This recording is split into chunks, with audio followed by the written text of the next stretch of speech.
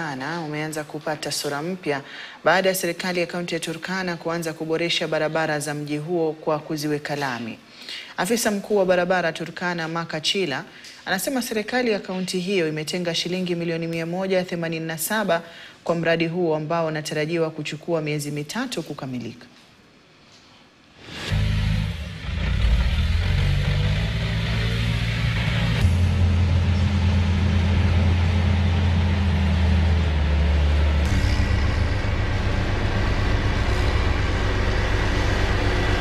Ukiangalia hizi barabara ambayo ilikuwa imesaulika, haswa hii yenye tumesimamia, hiyo ingine ya Bonderi, ile ingine yenye napitia Kilimanjaro, hizo barabara biashara imekuwa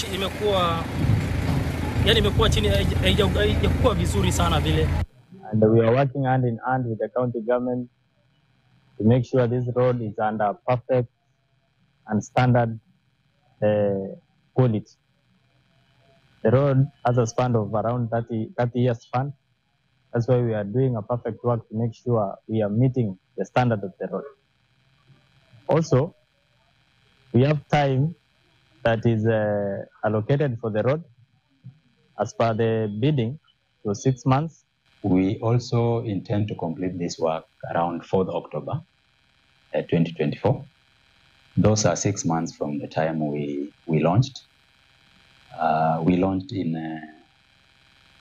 4th April. So we intend that in 6 months' time we will be through with the work. Wito umetolewa kwa kina mama walio kwenye sekta ya jua kali